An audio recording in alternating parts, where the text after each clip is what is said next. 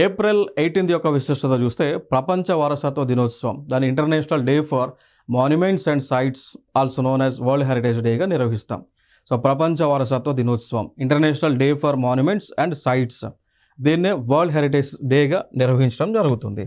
So దీన్ని ఎవరు ప్రతిపాదించారు అంటే 1982లో ఐకోమస్ అంటే International Council on Monuments and Sites అనేటువంటి ఒక సంస్థ ప్రతిపాదించింది 1982లో.